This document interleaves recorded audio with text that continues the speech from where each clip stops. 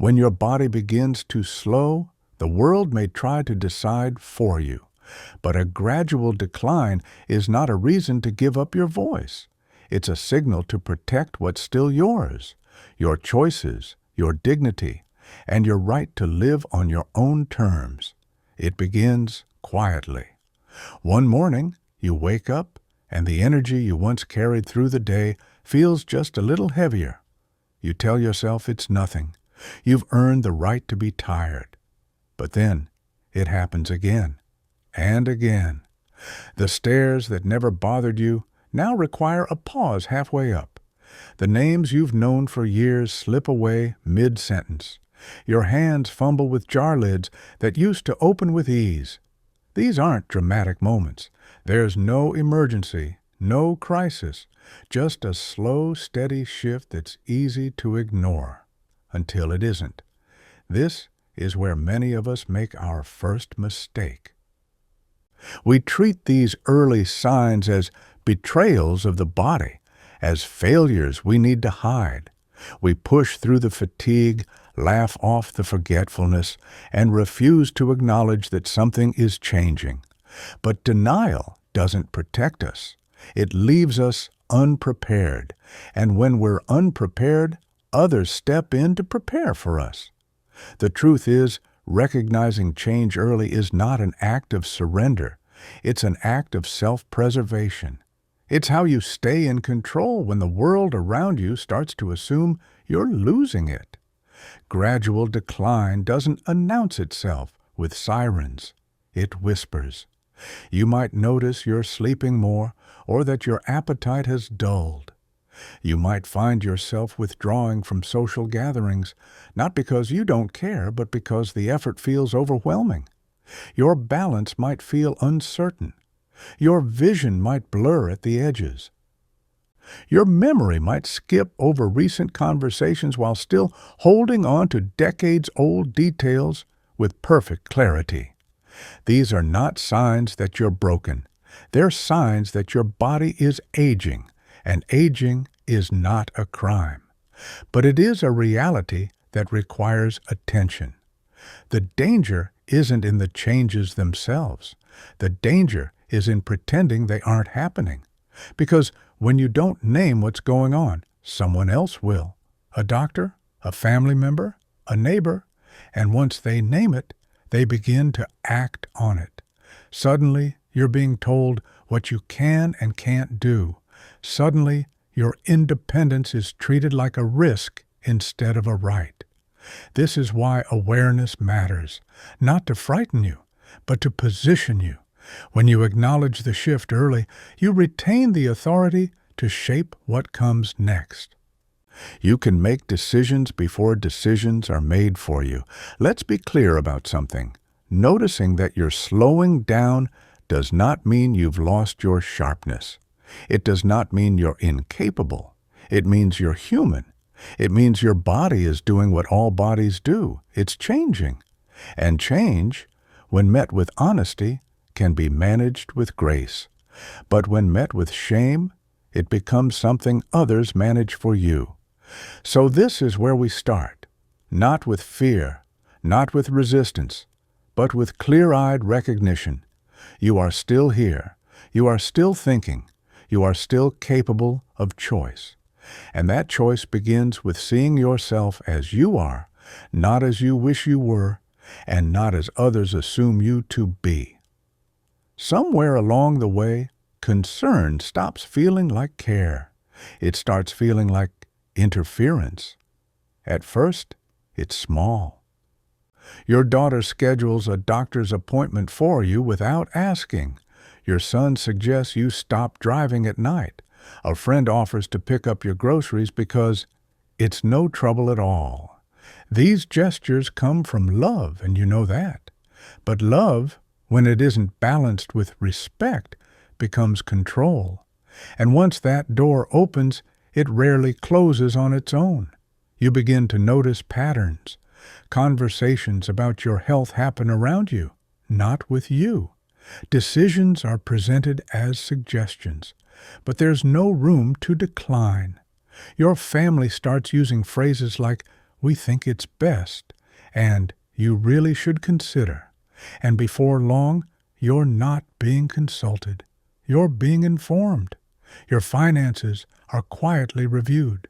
Your medications are managed by someone else. Your daily routine is adjusted to fit what others believe is safe. You didn't ask for this. You didn't agree to it. But it's happening anyway. This is one of the most painful parts of aging.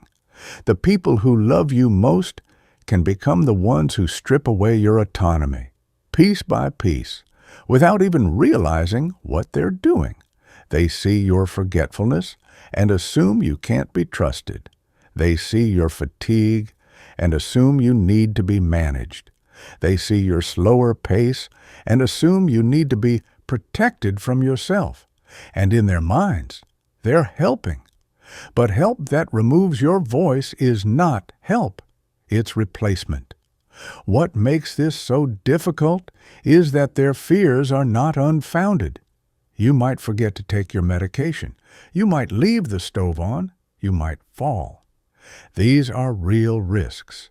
But risk does not equal incompetence, and the presence of risk does not justify the removal of choice.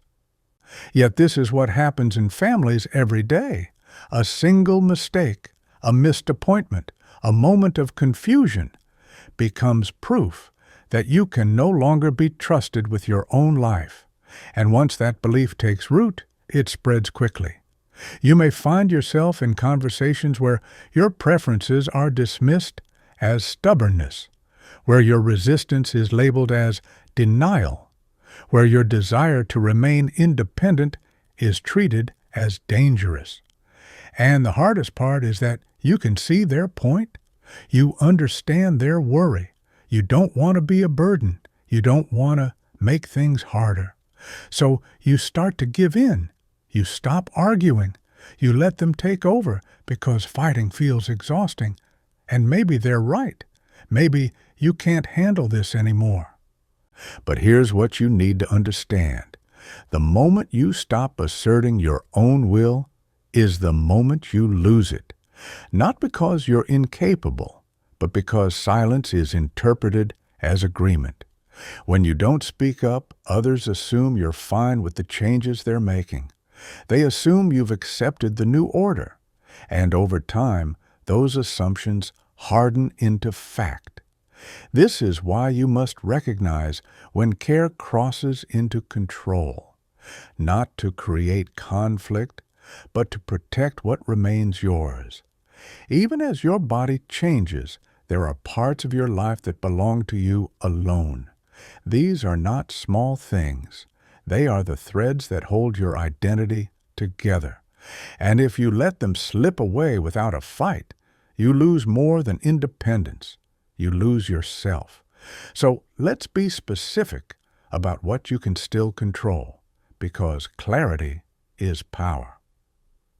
You can still decide how you spend your day, whether you wake early or sleep late, whether you eat breakfast or skip it, whether you sit in the garden or stay inside. These choices may seem minor, but they are yours. No one else has the right to dictate your routine unless you are physically unable to execute it. And even then, you have the right to express what you want and to have that preference honored whenever possible. You can still choose who you spend time with. If a visitor exhausts you, you can ask them to leave. If a phone call feels intrusive, you can let it go to voicemail. If a social event feels like too much, you can decline. Your time is not community property. Your energy is not owed to anyone. And the people who truly care about you will respect your boundaries without taking offense. You can still make decisions about your medical care. You can refuse treatments. You can seek second opinions. You can ask questions. You can say no to procedures that don't align with your values. Your body is not a project to be managed by others. It is yours, and every choice about what happens to it should flow through you first. Doctors can advise. Family can express concern, but the final word is yours, as long as you're conscious and capable of understanding the options in front of you. You can still control your personal space, where you live, how your home is arranged, what you keep and what you discard. If someone wants to move furniture for safety reasons, they should ask, not assume. If they want to throw away belongings, they should consult you, not decide for you. Your environment is an extension of your identity. When others rearrange it without permission, they are rearranging you. You can still manage your own finances, or at least stay informed about them. Even if someone else is helping with bills or paperwork, you have the right to see statements, ask questions, and understand where your money is going. Financial control is one of the most commonly surrendered areas of independence, often without the person even realizing it's happening. Don't let convenience become erasure. Stay involved. Stay aware. These are not luxuries, they are rights, and they remain yours unless you explicitly choose to transfer them, or unless a court determines you are no longer capable of exercising them. Until that moment, no one, no matter how much they love you, has the authority to take them from you. Protecting these spaces is not about being difficult. It's about maintaining the dignity of self-determination in a world that too quickly assumes age equals incapacity. There are tools designed specifically to protect your voice when your body can no longer speak for you.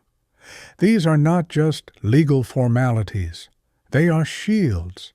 And if you don't put them in place now, while you still can, someone else will make those decisions later, and they may not choose what you would have chosen. An advance directive is a written statement that tells doctors and family members what kind of medical care you want if you become unable to communicate. It covers situations like life support, resuscitation, feeding tubes, and pain management. Without this document, your loved ones are left guessing, and in moments of crisis, people guess based on their own fears, not your values. An advance directive removes the guesswork. It says, in your own words, what you want done and what you want avoided. It is one of the most powerful documents you can create because it speaks for you when you cannot. A durable power of attorney for healthcare allows you to choose someone you trust to make medical decisions on your behalf if you're incapacitated. This person becomes your voice. They are legally authorized to consent to or refuse treatment based on what they believe you would want. This is not the same as giving up control. It's the opposite. It's ensuring that the person making decisions is someone who knows you, respects you, and will honor your wishes even under pressure. A durable power of attorney for finances works the same way, but for money. It allows someone you trust to manage your bills, your bank accounts, your property, and your investments if you're unable to do so. Without this, family members may need to go to court to gain access to your accounts, which is expensive, slow, and stressful. With it, the transition is smooth, and your affairs continue to be managed according to your instructions. A living will is another layer of protection. It specifies your preferences for end-of-life care in situations where recovery is not expected. It answers questions like, do you want to be kept alive by machines? Do you want aggressive treatment or comfort care? Do you want to die at home or in a hospital? These are not easy questions, but they are necessary ones. And answering them now in writing ensures that your final days reflect your values, not someone else's panic. None of these documents require a lawyer, though consulting one can help. Many states offer free or low-cost templates.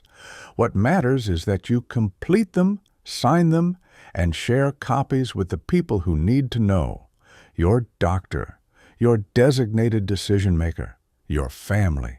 Keep a copy in a place that's easy to access. Don't hide them. Don't wait.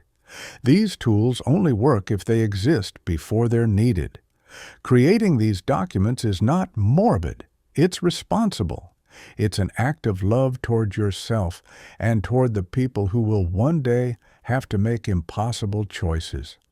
By deciding now, you free them from guilt and protect yourself from outcomes you would never have chosen. Saying, "I want to stay independent," is not a plan. It's a feeling. And feelings, no matter how strong, do not hold up under pressure unless they are backed by clear, repeated, specific communication. If you want your wishes to be respected, you must make them impossible to misunderstand. Start by writing them down, not in vague terms, but in plain language. I do not want to move into assisted living unless I am physically unable to care for myself. I want to continue managing my own medications as long as I am mentally clear. I do not want my children making financial decisions without consulting me first. Write these statements as if you are giving instructions to someone who knows nothing about you. Be direct, be thorough, and once you've written them, share them. Give a copy to your family. Give a copy to your doctor. Keep a copy where you can reference it when needed. But writing is only half the work. You must also speak. And you must speak more than once. People forget. People assume things have changed. People interpret silence as consent. So remind them calmly, consistently. I know you're worried, but I've made my decision, and I need you to respect it. I appreciate your help, but I'm still capable of handling this myself. If that changes, I'll let you know. Until then, I need you to trust me. This does not have to be confrontational. In fact, it works better when it's not. Speak with the same tone you would use to explain anything else important. You're not fighting, you're clarifying. And clarity, delivered with calm confidence, is hard to argue with. If you have appointed someone as your power of attorney, sit down with them and explain your expectations. Don't assume they know. Walk them through your values. Tell them what matters most to you. Tell them what you fear. Tell them what you would never want. This conversation may feel uncomfortable, but it is necessary. The person who will one day speak for you must know your voice well enough to echo it accurately. And if family members push back, if they say you're being unrealistic or stubborn or unsafe, don't back down. Listen to their concerns, acknowledge their fear, but hold your ground. I understand you're scared. I'm scared too. But I'm also still here, still thinking, and still capable of making my own choices. When that's no longer true, we'll revisit this, but not before. Boundaries are not walls. They are guidelines, and the people who love you will learn to respect them if you enforce them consistently. Not with anger, but with firmness. Not with withdrawal, but with repetition.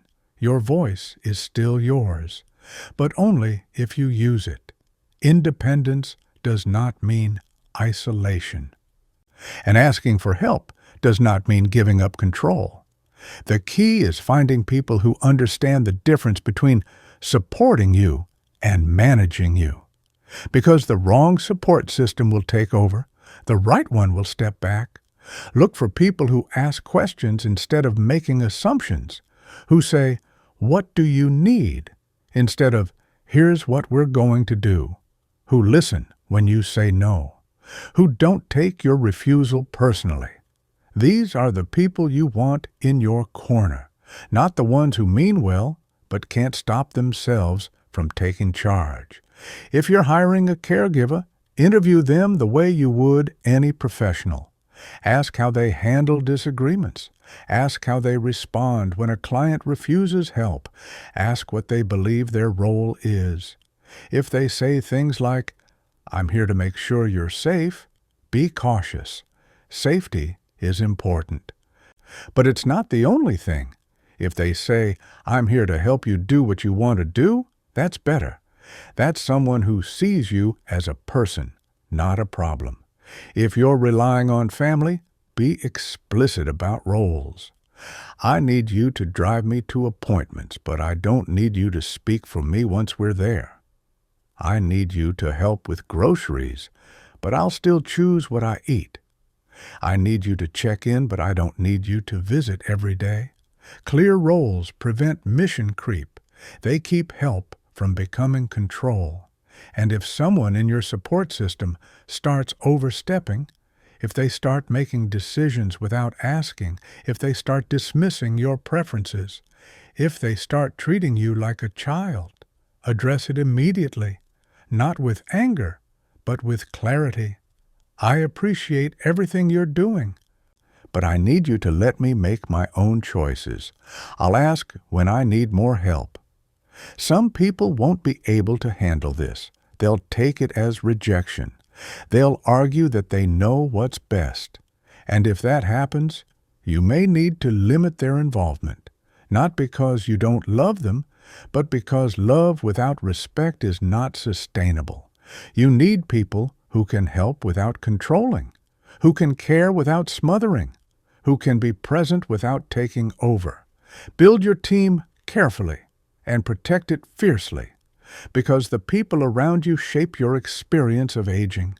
Choose those who will walk beside you, not in front of you. Your body may slow, your memory may fade, your strength may lessen, but none of these changes require you to disappear. Decline is not defeat, and needing help is not the same as losing yourself. You are still the author of your life, even if you need others to hold the pen steady. Living with dignity as your health changes means accepting reality without surrendering agency. It means saying yes to help without saying yes to control. It means letting people care for you without letting them decide for you. This balance is fragile, but it is possible, and it begins with the understanding that you are not a burden. You are a person, and people deserve respect, no matter how much assistance they require.